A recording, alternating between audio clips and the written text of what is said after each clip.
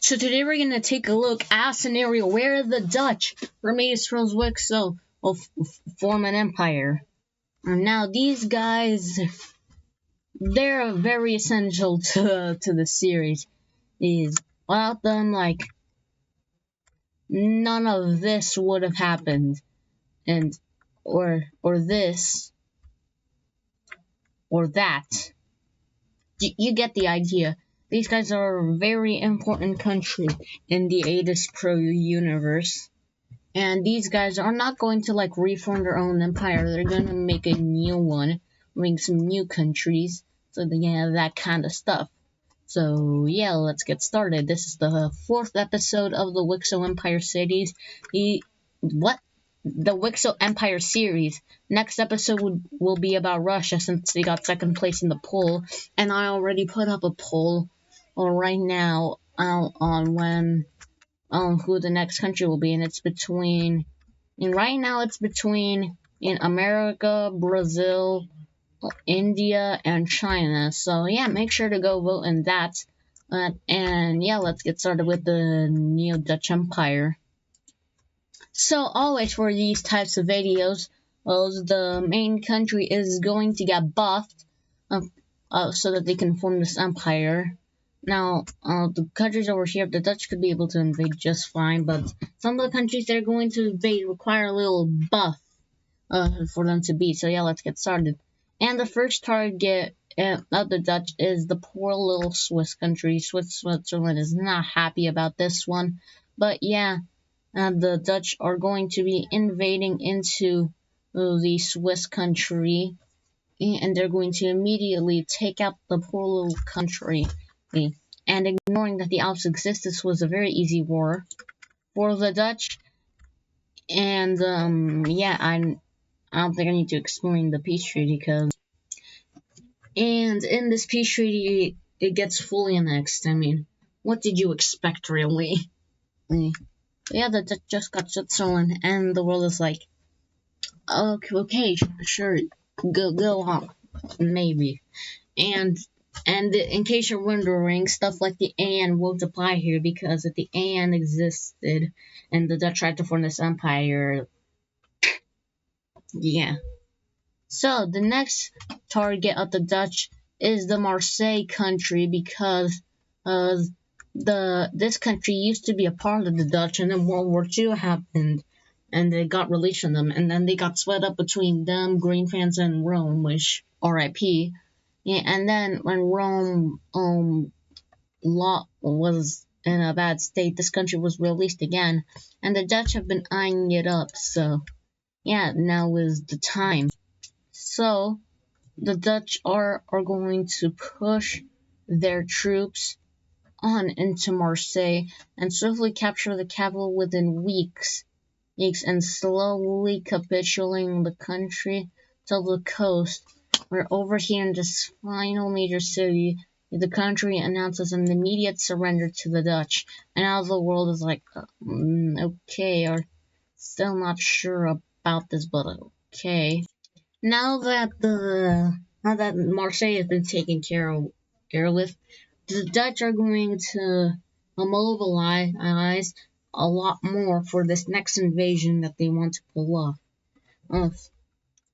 And then Green France is like, I wonder who it is. Like, not me. Look, obviously it's not gonna be me. I mean, the Dutch aren't that crazy, right? And then a few months later, after the invasion of Marseille, the Dutch troops enter into Green France, and they're like, oh, it's going down. The Dutch immediately pull off an offensive over here, cutting off Brittany from the rest of the Green French country, and Brittany quickly follows over as the capital of the French falls over as well, and these two twin cities fall over as well, and it's just like, okay, a surrender now, and I'll consider letting you live. Like, okay, please, just let us live. Come on, please, come on. We're buds, right? Please? So yeah, let's take a look at this peace treaty. And in this peace treaty, the Dutch gained the more sticky, outy bits of Green France, and giving them a lot more coast on the Atlantic Sea. Did I just say sea? The Atlantic Ocean. Brain fart, I guess. So with the Dutch invasion of Green France and them winning, a lot of their neighbors, including Hibernia, are on high alert. And their wars are going to be east for a bit, as the Dutch don't go after anyone for a while. And they're thinking, okay, maybe the Dutch finally decide to stop. Oh, but how wrong they are. So the Dutch are pieced out for a while. They don't go after anyone for multiple years. And everyone's like, they finally chilled out. And so they go back to whatever they were doing. And then out of nowhere, the Dutch are going to do a surprise invasion of Germany. As this is very historical old Dutch land, as they ruled over the German lands for a while now. So this makes sense, but nobody was expecting this. Not even the Germans themselves were expecting this, since they thought they were cool with the Dutch. But how wrong they are. And immediately, the Dutch managed to capture that major city, and it's lagging a bit. I don't know why, but they do manage to capture this major city. Now, Germany isn't just going to sit around and let this happen. The Germans are going to be able to, do a small counter-offensive over here, and actually push the Dutch really far back over here. But it's all in vain, as the Dutch are just steamrolling the Germans in the south of their country, as they now cut off the entire southern half of their country, and a little someone decides to rebel over here. And no, it's not Rome, don't get your hopes up. And actually an old country which used to reside here a very long time ago, pre-World War III actually, the Austrians, and come back as they now rebel away from the Germans. So yeah, this rebellion manages to consolidate a lot of their forces over here, and with now direct funding from the Dutch, this area is basically just a lost cause for the Germans, as now they have no way to protect the south from the Dutch. And at this point, there's not really much point of a fight, but the Germans are going to be honorable, and they are going to keep fighting till the bitter end. So the Dutch are going to form a massive spearhead over here, capture this major city, and this one, and for some reason the Dutch really looks like chocolate right now. I think I'm just a bit hungry, but the Germans lose all of their forces over here, and it's only a matter of time till the Germans fully capitulate over to the Dutch. And with that, the Dutch-German War is over. Now let's take a look at this peace treaty.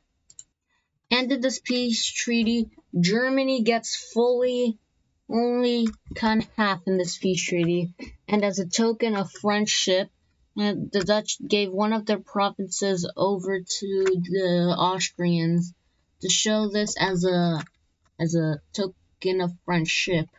And with this, the Dutch are going to form their own alliance. And this is going to be the Parallelogram Alliance for no particular reason. And the only countries to join it are, the Austrians, and for obvious reasons, they join. And then the French also join. And you're probably wondering, wait, why are the French joining? Well, let's just say that the Dutch may have fiddled around with puppet governments. So yeah, the Dutch now have have a great Western pact. So that's good for them. Well, now let's continue on with the invasions, if I do say so myself. So yeah, who is next on the Dutch's list? Well, sorry, Danzig, but you're on the list. Now, a few months after this war, the Dutch start to immediately push a lot of their troops into the country of Danzig. And these guys, although they expected this, they were not prepared at all. And so, they didn't lose a lot of men, but yeah, it was all worth it. Because, now the Dutch are going to fully annex you. That's no bueno. Oh, but, nothing you can do about it. There's nothing we can do. Bum, bum, bum. Bum, bum, bum, bum. Do you guys remember that trend? Now, after the invasion of Danzig, the Dutch decide that they're going to chill out for a bit. And while this is happening, take your time to think who will be the Dutch's next target.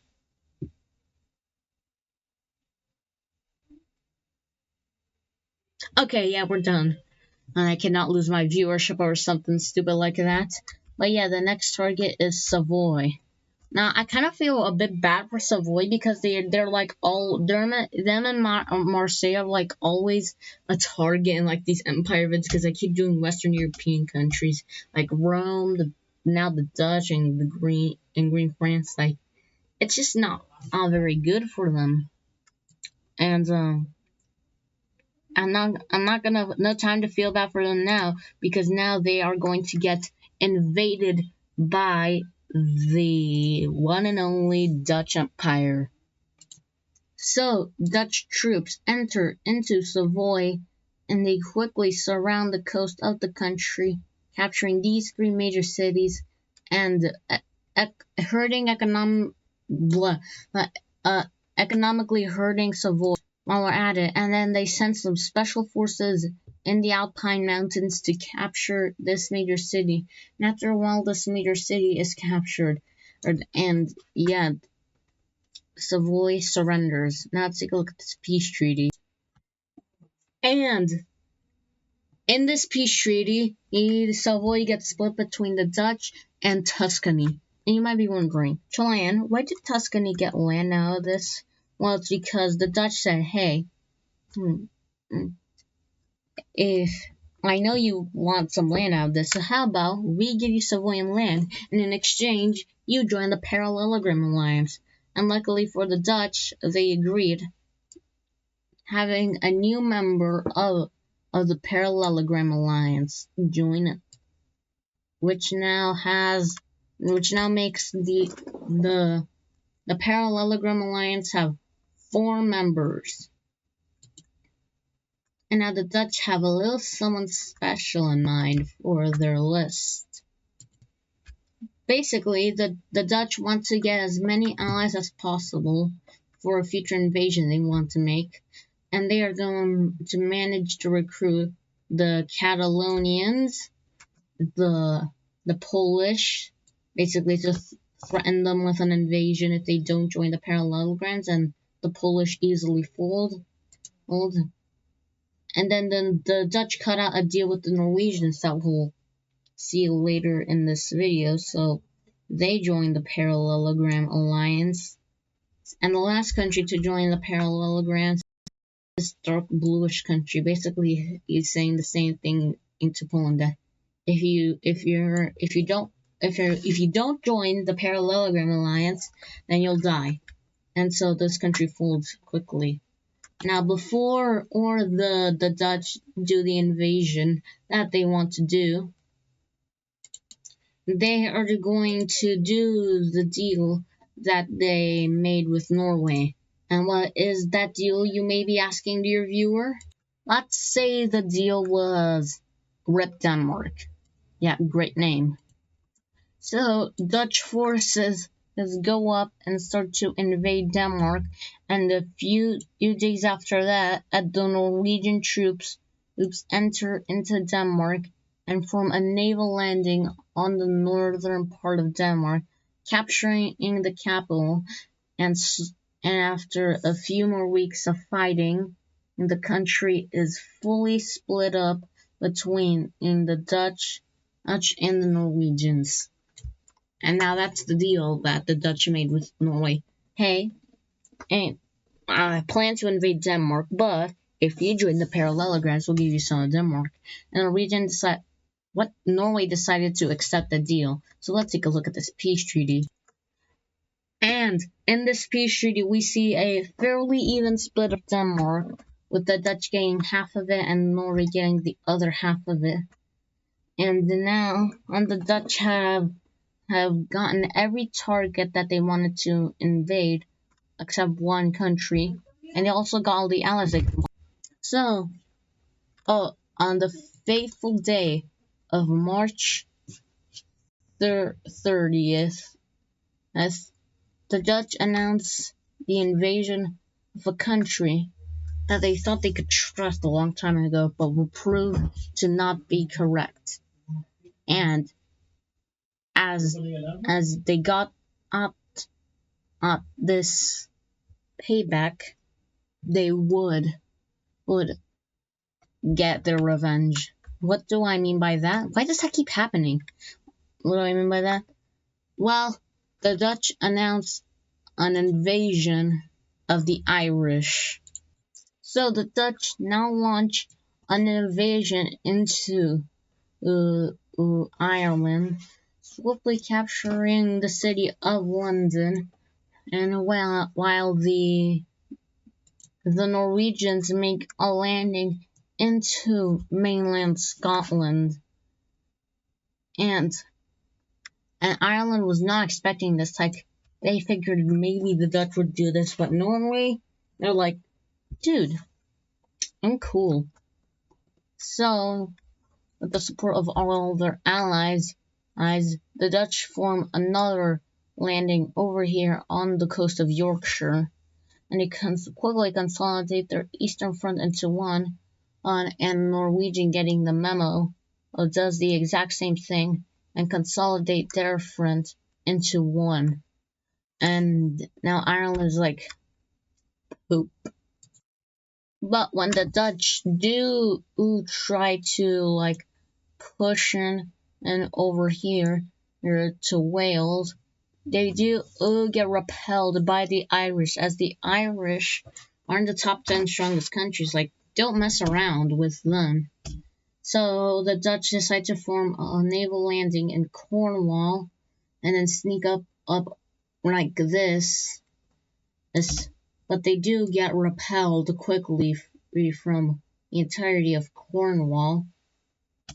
So all their strategy is to blitz a bunch of their troops over here. That's kind of like what Russia did in the war with Ukraine. And this actually works. Ireland is caught extremely off guard by this. And so with this, they lose all of Scotland and to the Norwegians. And the Dutch managed to spear over here and capture the city of Cardiff, and this one over here capturing all of Wales and kicking out the Irish entirely from the British mainland. And now the Dutch are like, you lost us. Just give us Great Britain and you'll be left alone. And Ireland, having strong leaders, they're going to accept this offer. And with that, let's take a look at this peace treaty.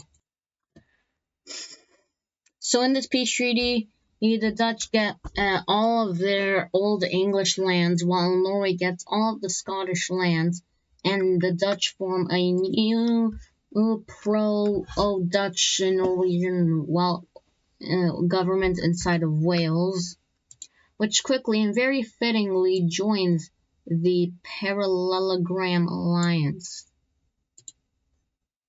And yeah, that would be it for this video.